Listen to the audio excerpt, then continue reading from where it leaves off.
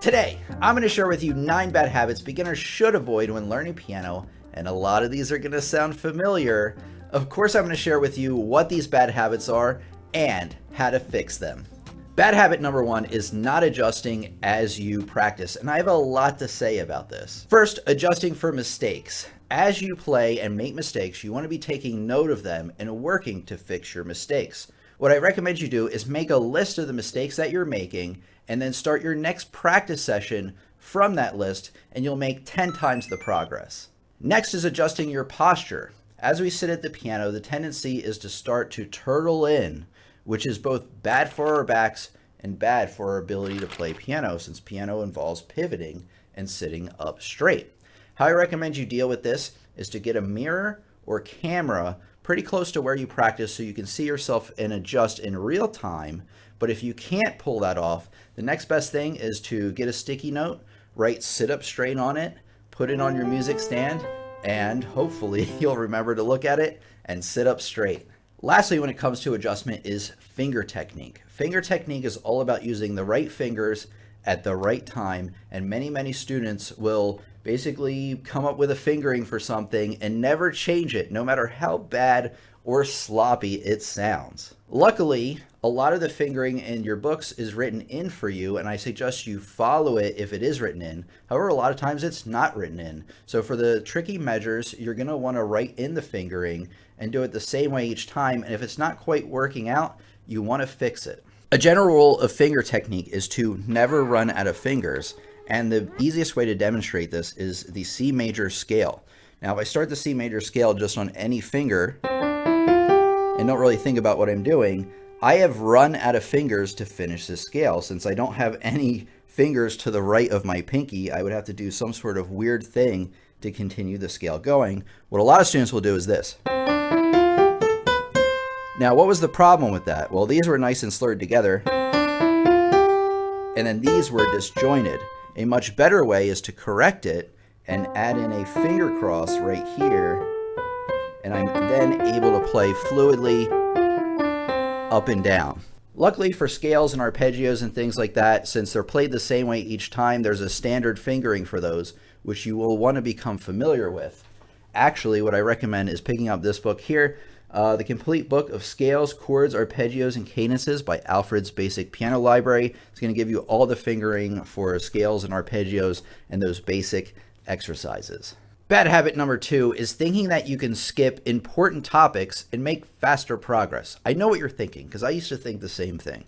If I don't spend 20 minutes working on music theory and instead spend the 20 minutes working on my pieces, I'll make more progress at piano. No. It doesn't work like that.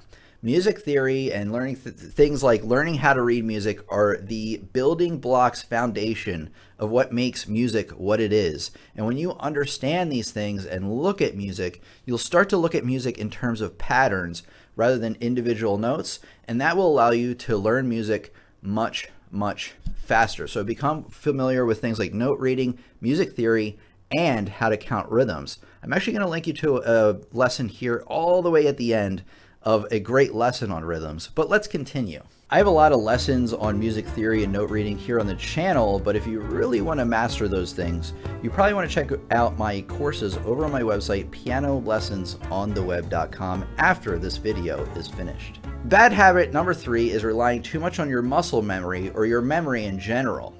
When students learn a piece, a lot of times they're actively looking at the music the first few times, and then once they have a section learned or memorized, they no longer look at the music again, and this is a problem for 2 reasons. First reason is that you could have initial mistakes that you're making that you're totally unaware of, and because you've been learning it so long the wrong way, you have these mistakes ingrained in your long-term memory. If you're no longer looking actively at the sheet music, you will never pick out these mistakes.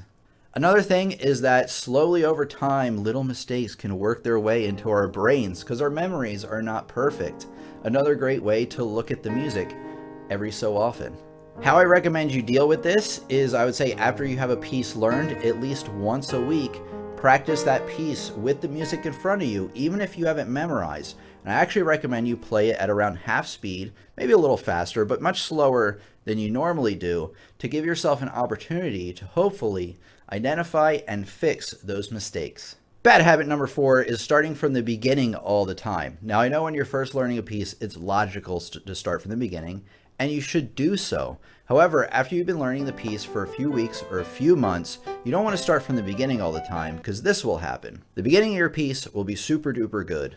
The middle of your piece will be less good, and the end of your piece will be less than less good. And the reason behind that is that our attention spans are the highest as we sit down at the piano. If you start from the beginning all the time when your attention span's the highest, that's actually going to be the best section. So what I recommend you do after you've been working on a piece for a while, especially if you can play it beginning to end, start from the middle section and then play the first section. And then what you want to do is maybe play the ending section, the middle section, and then the beginning section. You may even want to play those middle and ending sections twice, and then go back and play the opening section once. And then once you've kind of worked your way back section to section, end, middle, beginning, then you want to try to play it beginning to end. And if you do that, your piece is going to sound 10 times better. Bad habit number 5 is faulty practice strategy. And I want to talk about this on 2 different levels. Level 1 is consistency, and the second level is objectivity. Let's talk about consistency first. It's better to practice piano a little bit many days than it is to practice many hours for just one day. And let me give you an example. So when I was learning piano, my piano lesson for the longest time was on Saturday. And as being a little kid, I didn't practice all week until guess what day? Friday. And I'd be like, oh, I'll just practice an hour or two on Friday. And doing that, my lessons were just never good. And I couldn't figure out why, because I just didn't have a lot of life experience.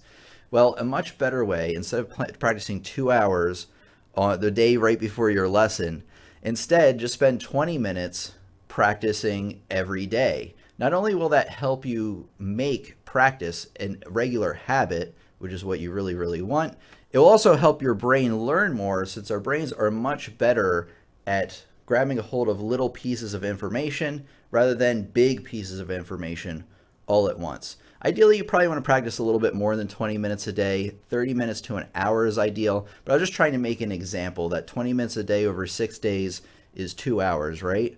And that's better than practicing one day of 2 hours. So I'm still making the point, but smaller practice sessions more often will get you further. The second part I was talking about is objectivity. This is very important. There's a lot of students that when we sit down to practice, we don't have objectives. We're just, I'm going to practice for 30 minutes. That's the objective. And while that's certainly better than not practicing for 30 minutes, you want to have more specific objectives than that. You want to be as specific as possible. Do you remember earlier when I was talking about making a list of mistakes and then starting your practice session from there? Well, that's a great way to be objective, right? As we make mistakes, you could say, all right, I made a mistake on measure 62 of Moonlight Sonata. You write that down. All right, I made a mistake of, the descension of the C sharp major scale. Write that down, and then start your next practice session knocking out those objectives. And then you could even add some like, oh, I also want to learn a new scale, like maybe the F major scale, because that's the next scale after C sharp that people usually learn.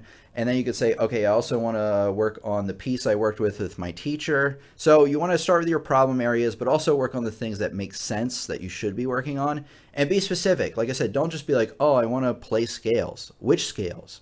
Which ones are giving you trouble? Which ones do you want to learn new? The more specific you are with your objectives, and the more you're focused on accomplishing those objectives, the more likely it is you're going to get something meaningful done each and every minute you practice.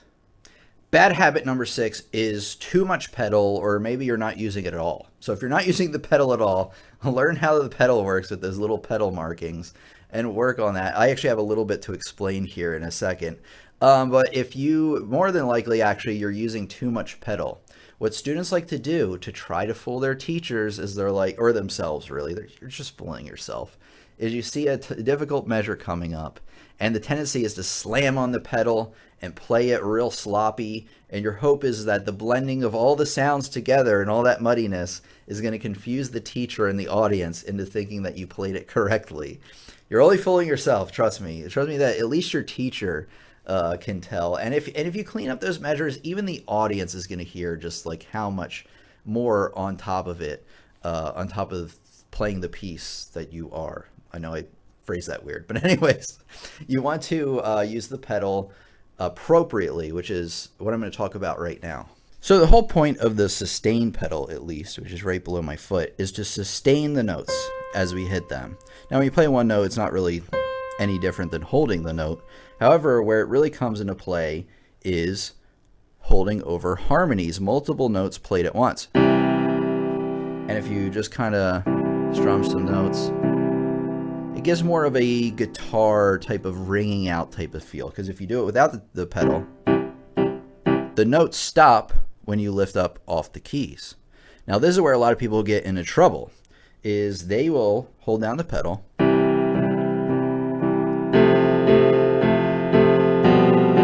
and never let it up. Hear that? It sounds awful, doesn't it?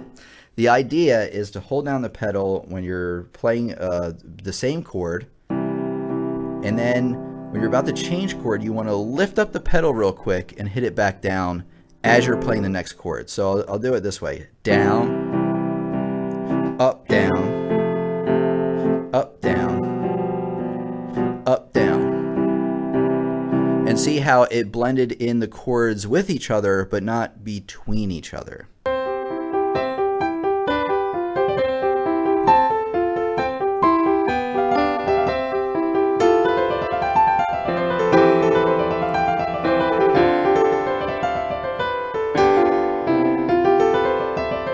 Remember in the beginning, in the intro, I said we were going to cover 9 bad habits today? Well, we're actually going to cover 13. Because like I've mentioned in other videos, we like to go above and beyond on this channel. And before we continue, I actually want to tell you a story time about the pedal. So when I was in Westchester School of Music, my teacher, Vincent Craig, one day he realized I was doing that thing I was talking about, where I saw a difficult section and I'd slam down on the pedal. And I had a real bad habit of doing that. And actually a bad habit of just kind of sticking down on the pedal too much anyway.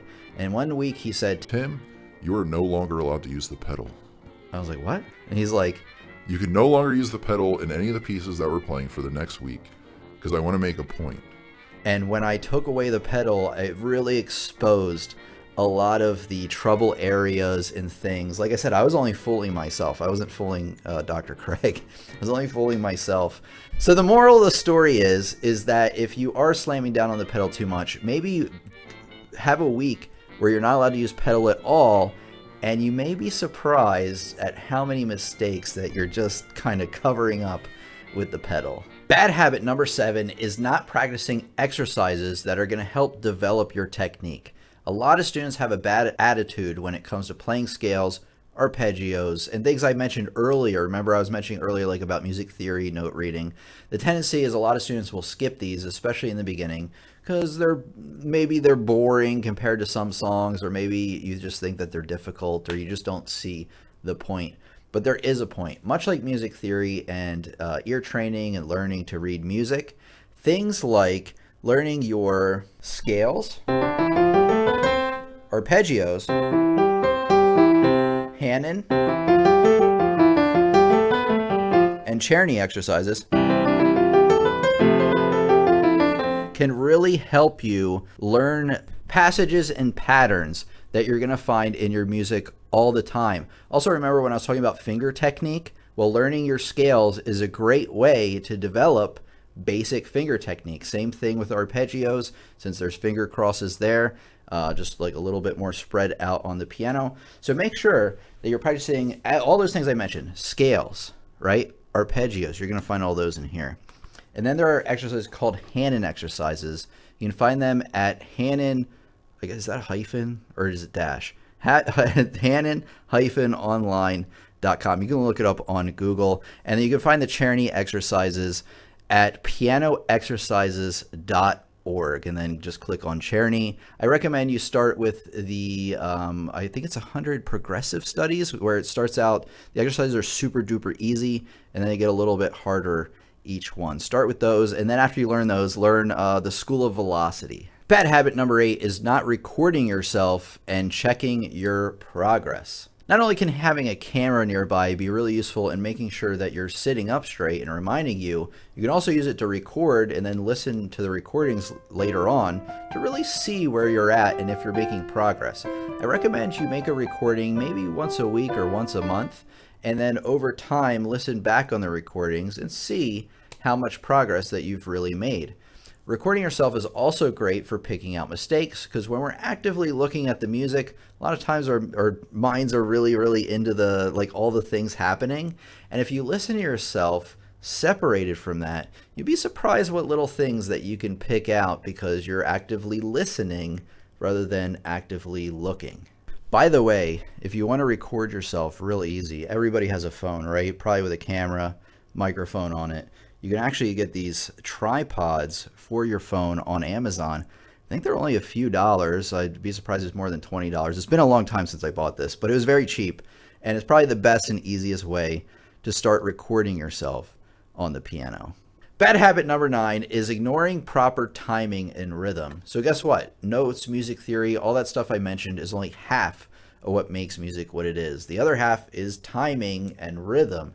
So you want to become familiar with those basic concepts: time signature, what notes get what beats, maybe some compound time signatures, things like that. But you also want to learn how to count, even while you're playing, like 1, 2, 3, 4, 1, 2, 3, 4, at least in your head. And that's really going to make sure that you're playing on the correct beat. Another awesome thing you're going to want to get is a metronome, because a metronome provides a series of clicks and beeps, and those are your 4 beats: 2, 3, 4. And then if you can't count in your head, this will keep the time for you. Also, sometimes when we keep count in our head, tendency is to speed up slowly over time or slow down slowly, and this will make sure that you're not doing that. So please get a metronome. One of the other things I recommend you do is start counting before you play. 1, 2, 3, 4. So if it say you come in on beat 3, you want to count 1, 2, 3, 1, 2, and then you're going to play right on beat 3. So you want to count a measure ahead of time to kind of set the beat and then come in on the right spot. And then you also want to be writing in the rhythm of difficult measures. Things that have rhythms that you've never seen before, or maybe it's just a little bit trickier than you're used to. So please write in and chart those out. Now make sure that you're hitting right exactly on the right beats, and you're not what they call fudging your rhythms, which is just like same thing with the pedal, right? You're like, oh, there's a tricky section coming up, and then you just kind of slam down on the pedal and guess. You don't want to be doing that. You want to be writing in the rhythms and being as accurate as you can. I would learn with a piece, I would learn the notes first, and then I would go through with a fine-tooth comb for the rhythm. Now, I do want to mention speed. A lot of people like to get things up to speed, and speed is one of the very last things you're going to add when you're learning a piece. So I would learn notes, and then rhythms, getting them correct, and then speed last. Lastly, when it comes to rhythm patterns, you want to become familiar with common rhythm patterns that you're going to see in your music all the time. By becoming familiar with things like dotted quarter eighth rhythms, 16th note patterns, things like that, it's really going to help you apply that to the music you're learning so that you can look at it and be like, oh, I instantly know how to play that, rather than doing a lot of guesswork each time.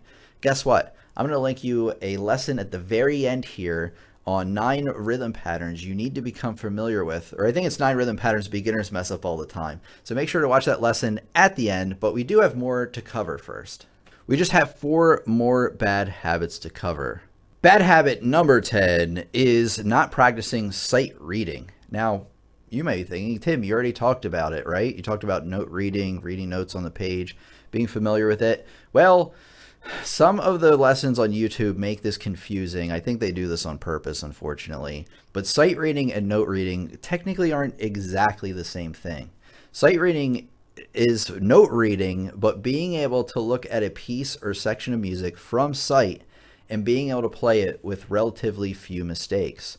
And it's the most useful skill you can develop learning piano, because the better of a sight reader you are, the easier it will be to learn new pieces. So I recommend getting a sight reading book series like this one, Improve Your Sight Reading by Paul Harris. You can find this one on Amazon. I really like it. There's 8 levels to this, with level 1 starting with the super easy stuff. This is level 5, so it gets into more difficult things, but I love it because it just goes right in order. They're pretty easy to understand, and they give you a lot of exercises. Another way to do it is to find a piano lesson book you've never played before.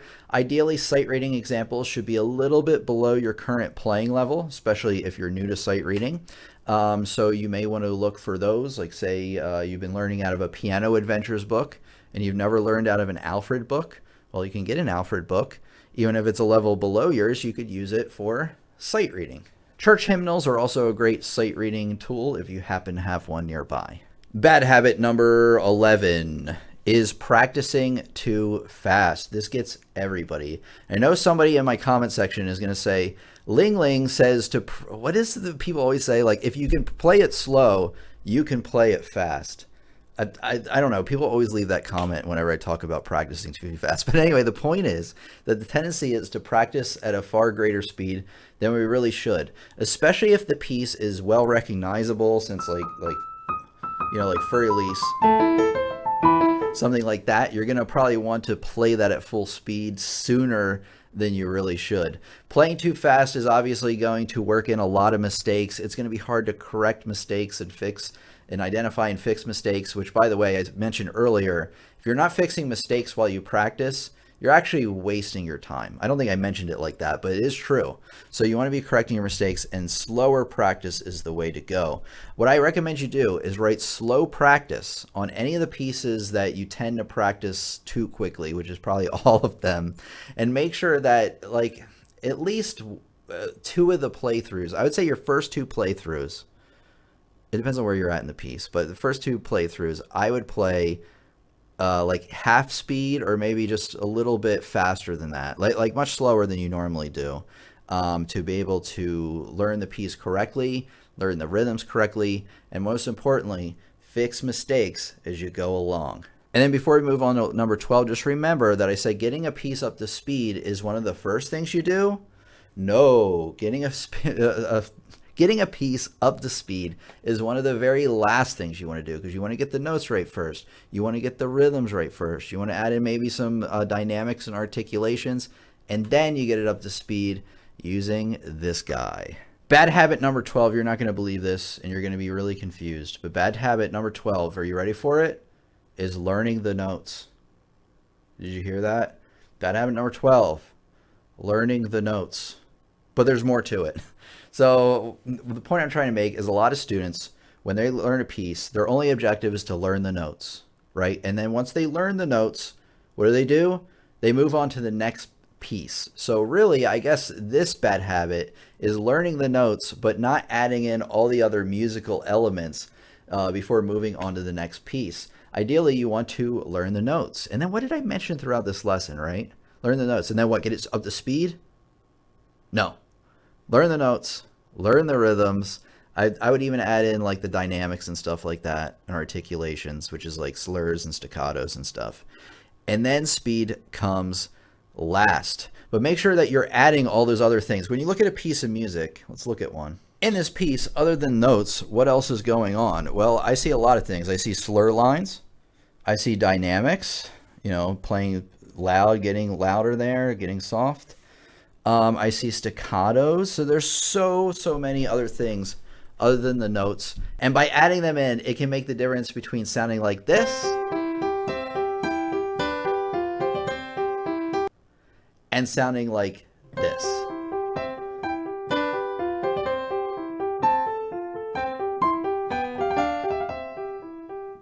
The last bad habit we're going to cover is really going to surprise you, because it doesn't exactly directly have to do with the piano. Gee, I wonder what that could be. But first, I want to say thank you to all those that have supported the channel over the years, from the regular viewers to the mods to the channel members to the people that have signed up for courses over on my website, pianolessonsontheweb.com. Without your help, we wouldn't have been able to reach as many students as we have, and I just want to say thank you so much. Now on to the final bad habit, and then I have like a little tidbit for you at the end. But here, are you ready for it? Bad habit number 13 is you're not sleeping enough. I know, you're like, what does that have to do with piano? It has a lot. So when we sleep, first of all, when you're well rested, you can learn a lot better, right? You can focus a lot better, you have more energy, things like that. But also, you may not know that we solve a lot of problems in our brain as we sleep. There's a lot of activity and things that go on. And if you sleep right, you're going to give your brain not only a chance to rest plenty, but also do all the little workings behind the scenes to, I guess, put all the information where it goes. I don't know exactly what happens when we sleep, but I do know we do problem solving as we sleep. So make sure the last thing I want to, well, there is one more thing I want to tell you, but the next to last thing I want to tell you is to just get more sleep. You'd be surprised. It's the ultimate performance enhancer, in my opinion, and it's the most healthy. So get plenty of sleep. One more thing. Do you remember earlier when I was talking about ignoring proper timing and how detrimental this can be to you learning piano or really any instrument? Well, guess what? I have you covered because I have a lesson right here, which are the 9 common rhythm patterns that beginners mess up all the time, and you're probably messing some of these up too. By learning these, you're going to be able to process and understand rhythm a lot better. And then when you see these patterns in your music, you're like, oh, I already know how to do that. So anyway, watch this lesson next. The 9 rhythm patterns beginners mess up all the time. It's been your piano teacher, Tim, here. Thank you so much for coming by today. And I'll see you, yes, you, in the next lesson.